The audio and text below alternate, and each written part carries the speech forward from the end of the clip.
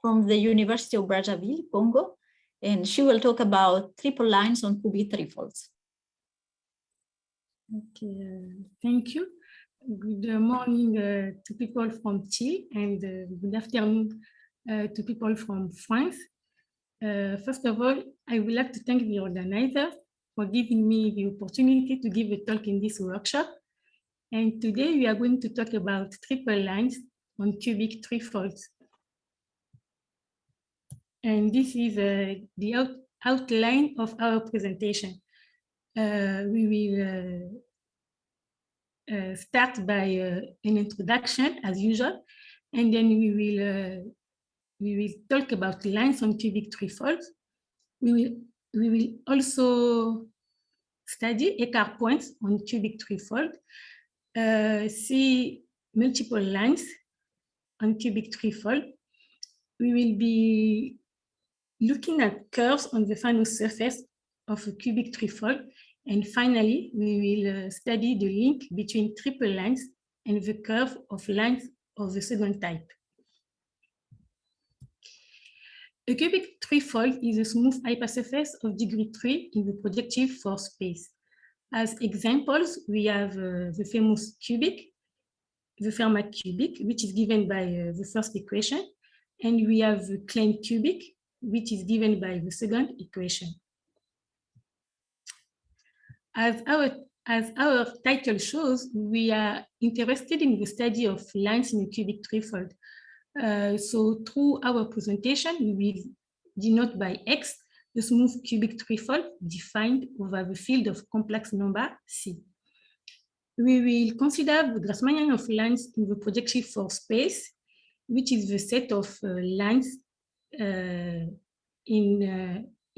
that space. And then we will take its subset, which is the Fano surface. The Fano surface is nothing but the set of lines of the projective force space which lie interiorly in the cubic trifold.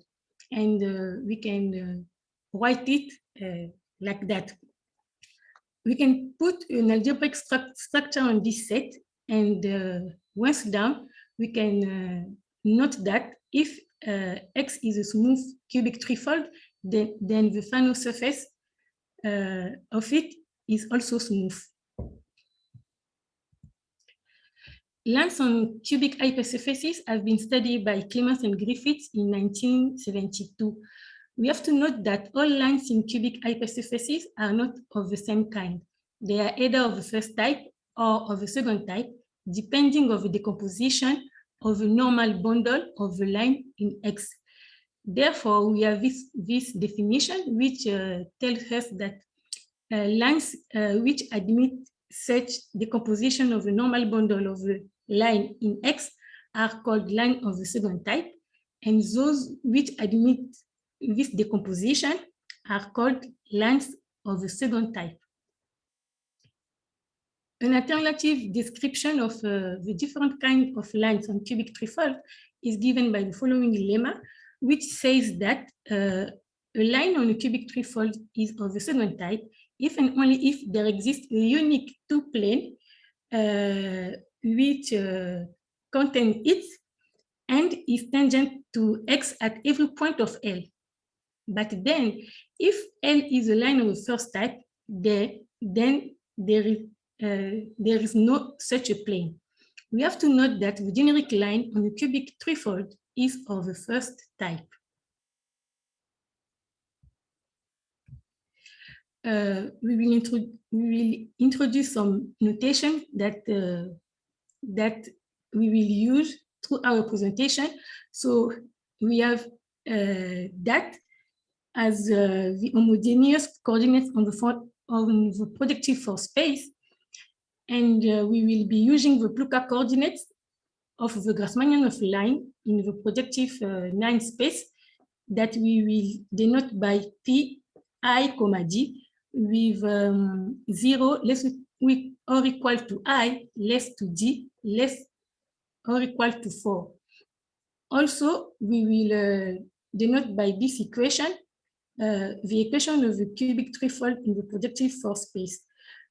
Through our work, we will do a local computation. And for that, we will be working on affine chart, especially on this affine chart defined by P0,1 is equal to 1 of the projective line space.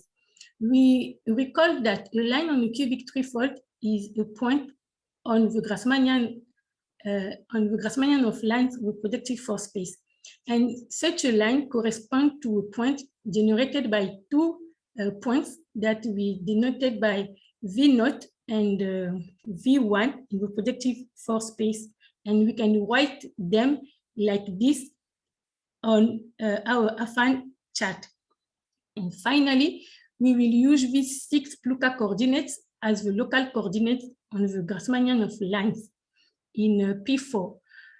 So we can see that on this affine chart, the Grassmannian of lines in the projective force space is isomorphic to the affine space C to the power 6. And if we take a point P on this line, since it is generated by the two vectors V0 and V1, we can write the coordinate of P in this form with T0 and T1, a point on the projective lines. The condition for our line L, which is in the projective force space, in order to lie on the cubic threefold, is given by the equation 3. Since f is a homogeneous polynomial of degree 3, then we can write it as in the equation 4, where the coefficient of T0 to the power 3, T0 squared times T1, T1 times T0 times T1 squared, and T1 to the power 3 are clearly they depend on the line L, and they are function on the Pluka coordinates. Therefore, this equation implies that all these coefficients vanish at the same times. And we can see that these 4 equations are the necessary and sufficient condition for the line in the projective force space in order to be on a cubic threefold. So one can say that there are the local equation of the final surface of X on our affine chart. Now we will be looking at particular points on a cubic threefold. We have to say that called Eckart points. We have to say that Eckart point is a very well known concept in the case of cubic surfaces in P3, and in this case, it is a point of intersection of 3 lines contained in the cubic surface. And in our case, so the case of cubic threefold, it is kind of a generalization of this notion. So we have this definition which says that a point on a cubic threefold is called an Eckart point if it is a point of multiplicity 3 for this intersection, which is the intersection of the cubic threefold and the projective tangent space to X at the point P.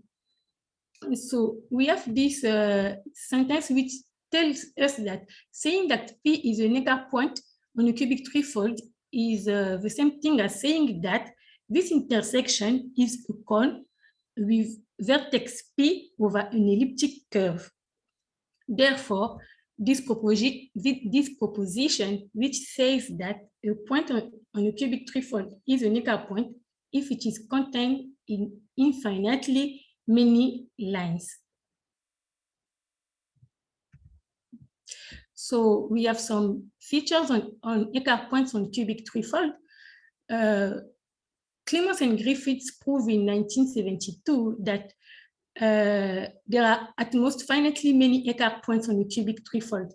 And in fact, there are at most 30 Eckart points on cubic threefolds, according to Canonero, Catalizano, and Serpico in 1997. And the only cubic threefold that that contains exactly 30 Eckart points is the Fermat cubic. We have to note that the generic cubic threefold does not contain Eckart points. We have also to note that each Eckart point parameterizes an elliptic curve on its final surface, which is the base of the cone, which is nothing but the intersection of the cubic threefold and the projective tangent space of X at P that we have seen in the slide before. Another remark is that lines going through Eckart points are of the second type. In 2009, Rouleau proved that the number of elliptic curves on the final surface is at most 30. And also, the final surface of the Fermat cubic is the unique one that contains exactly 30 elliptic curves. In this section, we will be talking about multiple lines on cubic threefolds. And to do that, we will consider, as usual, our line L in the cubic threefold and two plane in the projective force space, which contains it. And we will be looking at the intersection of the cubic threefold and that plane. We observe that this intersection is the union of the conic and our line L, and we can see it through this figure. On the left, we have the conic C, which is in red, and we have our line L, which is in blue. And we can have, in particular, two cases. In these cases, the conic is cut out by the line L, and in that cases, we have that our line L is tangent to the conic C. It may happen that the conic C degenerates, and if it happens, then we have, in particular, these two figures. So on the left figure, we can see that our conic, which was in red, degenerates in giving two red lines.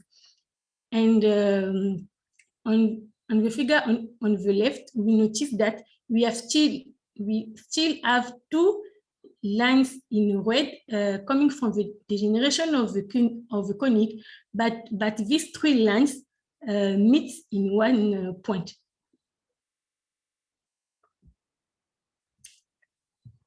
Also, it may happen that one line repeats once, and in such case, we write it like that. So we write that the intersection of the plane and the cubic threefold is equal to 2 times our line L union the line L prime.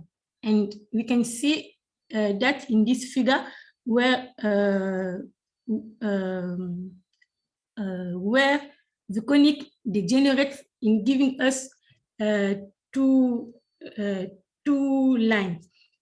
And then we say that the line L is a double line on the cubic threefold, and the line L prime is the residual line of L. Moreover, when this happens, we say that the two plane P is tangent to the cubic threefold at every point of L. And in 1972, Mure showed that the double line of cubic threefold are exactly the lines of the second type. And this is our case of interest. When a line repeats twice, we have the case of triple lines, which is well illustrated in this figure. About triple lines, we have to note that until now, almost nothing is known about them on cubic threefolds, except that the set of triple lines on cubic threefolds is finite. And this has been proven by Clements and Griffiths in 1973. 2. In this section, we will look at curves on the final surface. There are several curves on the final surface, and in this talk, we will study only 2 of them. We will start by this one, which is the set of lines of the second type. And still in 1972, Murray showed that the set of lines of the second type is an algebraic curve on the final surface of the cubic threefold. There is so the second curve we will be talking about is the curve formed by the residual lines on cubic threefolds given by this equation. And then we can consider this incidence variety. In 2017, Naranjo, Ortega, and Vera proved that this map, so from the incidence variety to the curve of residual lines, is finite to 1. This means that given a line in the set of in the curve of residual lines, there are at most finite double lines such that there exists a plane 2p in the projective force space tangent to the cubic threefold along L. So this implies that a line that one line can be residual for several double lines. But then, if we fix a double line on the curve of lines of the second type, there is only one line which is residual to that line, and then we say that the map from the incidence variety to the curve of lines of the second type is bijective. They also prove that for a generic cubic threefolds, the curves of lines of the second type and the curve of residual lines are irreducible, smooth, and isomorphic. In this work, we focus on the curve of line of the second type. And about that, we can say that this curve is given by this equation. I recall that I say that through our work, we do a local computation. So this equation, the first one, m of L is equal to 0, is the local equation of the curve of lines of the second type in the final surface of the cubic threefold. But then we don't forget that a double line is first of all a line on a cubic threefold. So we will take this equation, this local equation of our curve, and we will cut it out by the 4 local equation of the final surface of X. And still we are working on our Afan chart. And we have to note that this curve lies in c to the power 6, since we say that on our Afan chart, the Grassmannian of light in the projective force space is isomorphic to c to the power 6. And well, this is our challenging project. We have seen that the set of lines of the second type on a cubic threefold is a curve on its final surface. And we have also seen that triple lines on cubic threefold defines a finite set.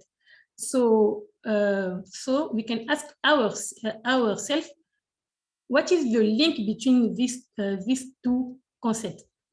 Well, in 1972, Murray proved that the curve of line of the second type is non-singular. Later on, people who cited his work precise that it is the case for generic cubic threefolds. So the curve of lines of the second type is non-singular for a generic cubic threefold. And then we can we can ask ourselves, but in the case this curve is singular, what are its singular points? And the answer of this question is given by this theorem, which is part of my PhD thesis, which is still in progress. And this theorem tells us that the triple lines on cubic trefoils are exactly the singular points of the curve of lines of the second type. It means that in a generic cubic trefoil, there are no triple lines. And if it happens that there are triple lines on cubic trefoil, then the curve of lines of the second type is singular, and its singular points are exactly the triple lines on the cubic trefoil. Moreover, we have counted the number of triple lines in the Fermat cubic, and we find that there are 135 triple lines on the Fermat cubic in the projective force space.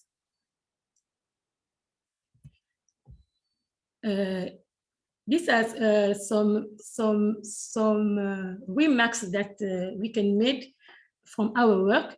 The curve of length of the second type of the Fermat cubic in the projective force space is reducible, and its irreducible components correspond to the elliptic curves of the final surface of this cubic.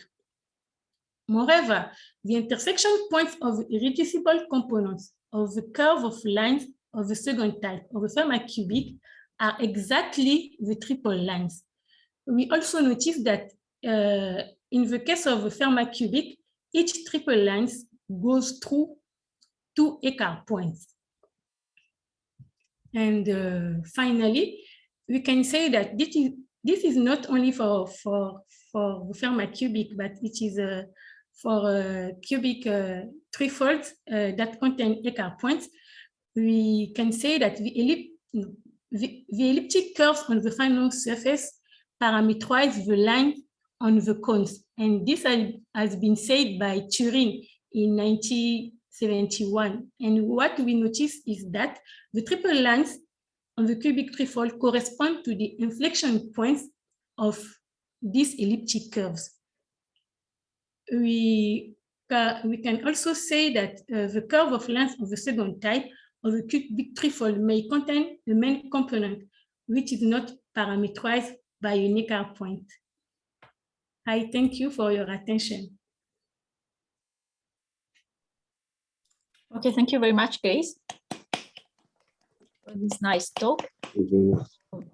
Are there any questions? Can I ask a question? Yeah, sure. Yeah. If cubic hypersurface has a triple line, so what happens with final surface of this cubic hypersurface? I mean, it's also singular, but what can you also say about it? Can I answer? I mean, so if it has triple point, what happens with final variety of lines? Thank you for your question. If it happens that a cubic trefoil has Eckart points, the final surface of it is still smooth, but it is the curve of length of the second type which is no longer smooth, but the final surface remains smooth.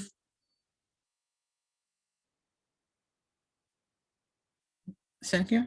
And also, the second question, do you know something about the case of dimension 4 for cubic fourfold? For Eckart points? No, for triple lines on cubic fourfold. Yes, about that I can say that in the case of cubic fourfold, generic cubic fourfold contains triple lines, and the set of triple lines on a cubic fourfold is a surface. Okay, thank you. Can I ask a question? Yep. So this curve of lines of second type, can you recall which genus it has? Thank you for your question. In case the curve of length of the second type doesn't have this component that I call the main component, which is not parameterized by a Necker point, we can say that its genus is 1, since it is reducible and its irreducible components are elliptic curves which have genus 1. Yeah, but generically it's irreducible, isn't it? So yeah, I mean, other cases when this curve remains irreducible, but it has double points, and then, as you said, double points should correspond to triple lines. could you repeat, please? I didn't get you well. Generically, this curve is irreducible. Yes, yes. So it has some big genus, maybe 26, but if I remember correctly, but maybe not, maybe I'm mistaken. Yeah. But is it possible that this curve acquires singular points, double points, and do these double points correspond to triple lines? Thank you for your question. It may about double points.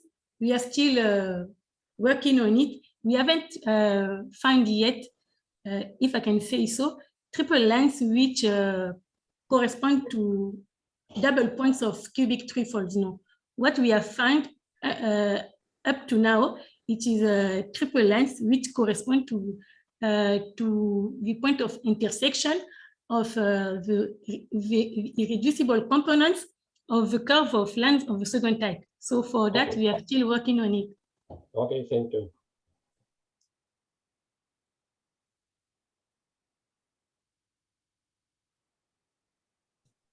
So thank you. Are there more questions or comments for Grace?